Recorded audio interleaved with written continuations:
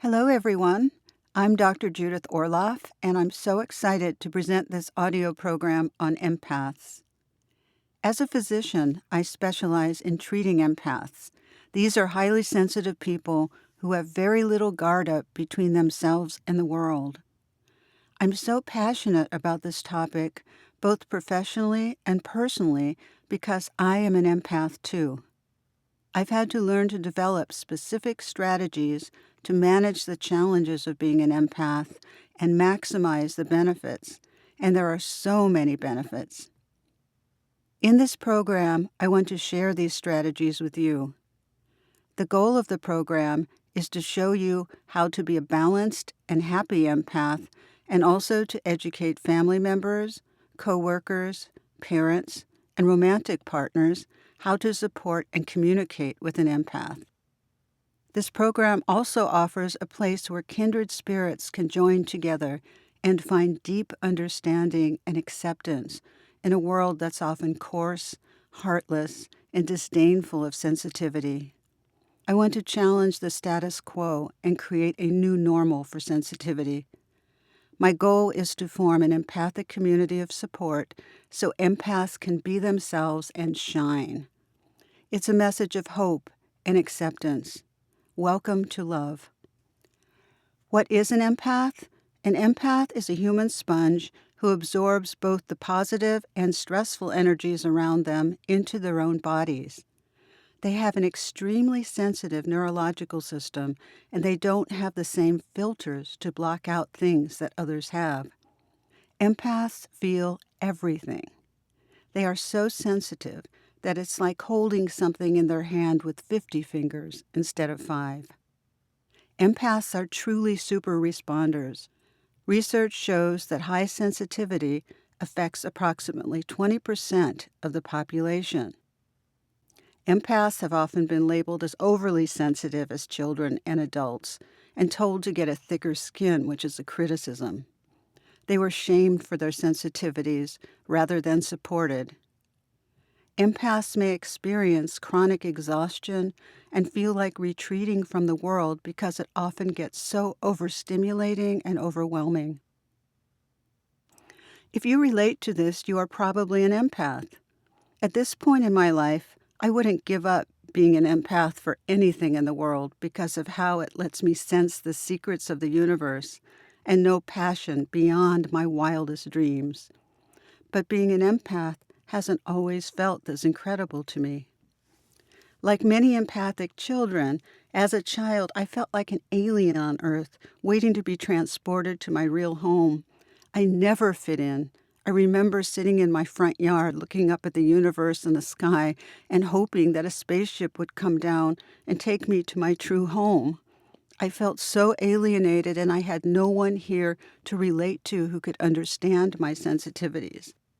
No one seemed to be like me or have my sensitivities, and no one understood them. My parents, who were both physicians — I come from a family of 25 physicians, believe it or not — said, "Sweetheart, toughen up and get a thicker skin," which I didn't want or even know how to do. I couldn't go to crowded malls or parties. I'd walk in feeling fine and walk out exhausted, dizzy, anxious, or with some ache or pain I didn't have before. What I didn't realize was that everyone has a subtle energy field that extends way beyond the body. This is the light that penetrates within and without. And when we get in crowded places, all those energy fields overlap and communicate things like people's emotions and physical problems. So as an empath, I felt all this, but I had absolutely no idea what I was feeling or how to interpret it. I felt overwhelmed by all that input in crowds. I just wanted to run away. As a teenager, to cope, I got heavily involved with drugs to block out my sensitivities, and this is not anything I'm recommending to you. Then, with my sensitivities numbed, I could go to parties and malls just like my friends without getting overwhelmed and drained. What a relief that was. In my memoir, Second Sight, I write about how I turned to drugs to shut off my intuition and sensitivities. but after a near-tragic car accident where I went over a 1,500-foot cliff into Panga Canyon at night in the car, my parents were scared to death and sent me to a psychiatrist who began to help me realize that to become whole, I had to embrace my sensitivities and not run from them. This was the start of my healing path as an empath. Because of my intense personal experiences with being an empath and my early intuitions and premonitions that frightened me, my healing path as a woman and as a physician has been to learn to embrace and thrive with these abilities. I also now specialize in treating empaths in my medical practice and give workshops to help empaths cope and flourish. And yes, we can flourish. Empathy is the medicine the world needs.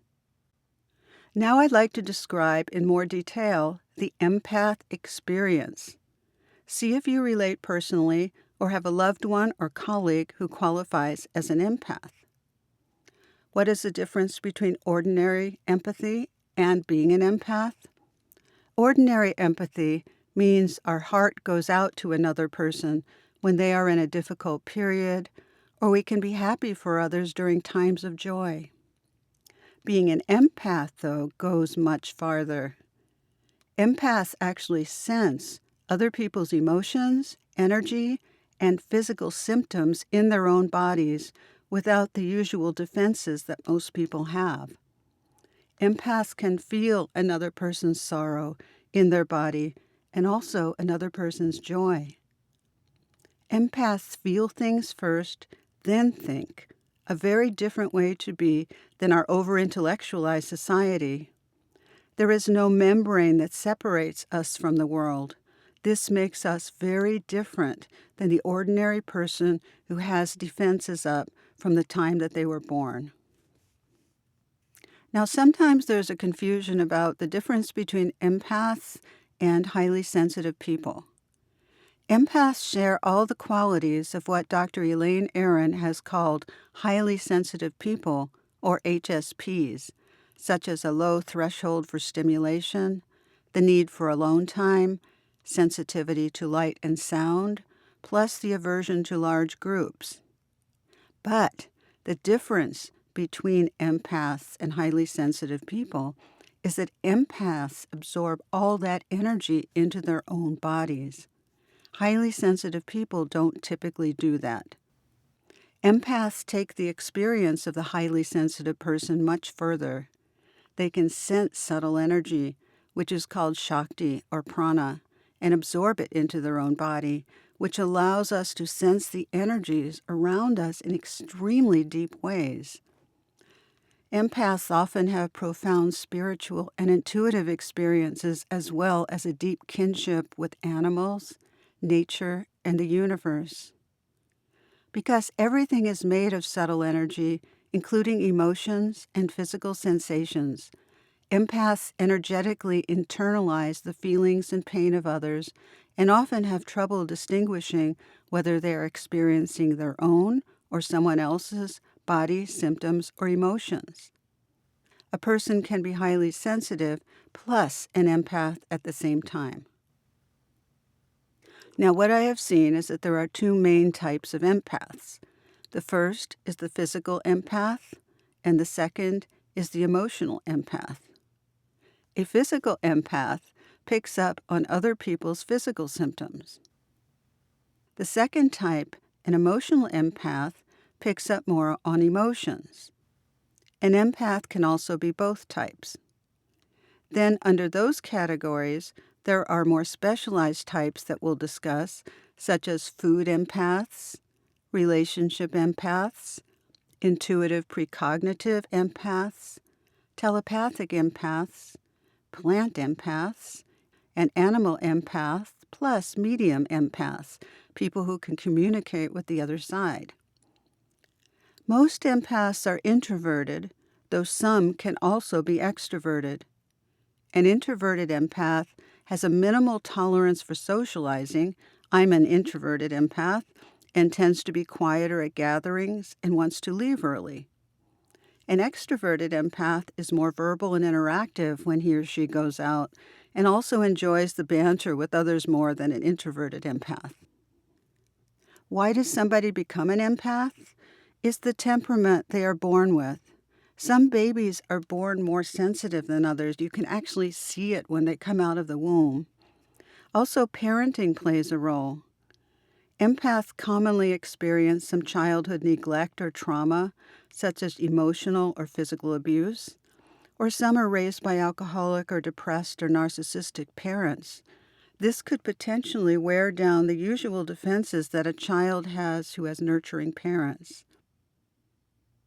Also, from what I've seen with my patients, it seems like there's a genetic component too, that sensitivity is genetically transmitted in families. Because of many reasons, empaths haven't learned to defend against stress in the same way as others. We're different in that respect. A noxious stimuli can push us over the edge. Our threshold for overstimulation is really low. Now, there are a few scientific theories explaining this that I find extremely fascinating. The first is that our mirror neuron system, a special group of brain cells responsible for compassion, is extremely hyper-responsive. This is more than in other people. These cells enable us to mirror emotions, to share another person's pain, fear, or joy. Interestingly, it's thought that the sensitivity of our mirror neuron system may be genetically transmitted. In an empath, this system is on overdrive, so we deeply resonate with other people's moods and feelings. How does this occur? Mirror neurons are triggered by outside events. For example, our spouse gets hurt. We feel hurt too. Our child is crying. We feel sad too. Our friend is happy. We feel happy too.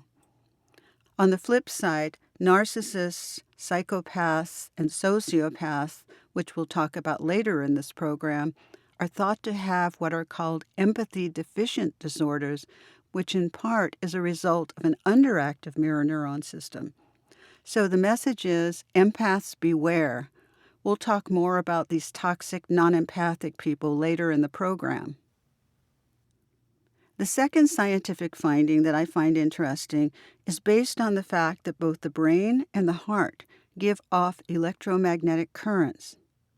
According to the Heart Math Institute, the heart gives off 60 times greater than the brain, and both of these kinds of waves can transmit information about people's thoughts that empaths may be particularly sensitive to.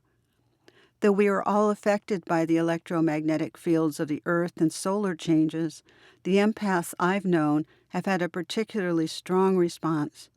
What happens to the Earth affects our bodies, something empaths know well and suffer from. The third piece of science explaining empathy is the phenomena of emotional contagion. Research has shown that we pick up the emotions of people around us. That is so incredible. One crying infant will set off a wave of crying in a hospital ward. One person loudly expressing anxiety in the workplace can spread to other workers. People commonly catch other people's feelings when working in groups. A recent New York Times article stated that this ability to synchronize moods with another person is crucial for smooth interpersonal relationships. What is the lesson for empaths? It's to choose positive people to be around so you're not brought down by negativity. Or if your spouse is going through a hard time, take special precautions to ground and center yourself. We'll go through the specifics of this later in the program. The fourth and final piece of scientific information, which I find particularly fascinating, is the extraordinary state called mirror touch synesthesia. Synesthesia is a neurological phenomena in which two senses are paired in the brain. For instance, you see colors when you hear a piece of music. Famous synesthetics include Isaac Newton, Billy Joel, and violinist Itzhak Perlman. However, with mirror touch synesthesia, people can actually feel the emotions and sensations of others in their own bodies. This is a wonderful neurologic explanation of exactly what empaths experience. It's particularly exciting to me as a physician because science has finally come up with some research that explains our experience.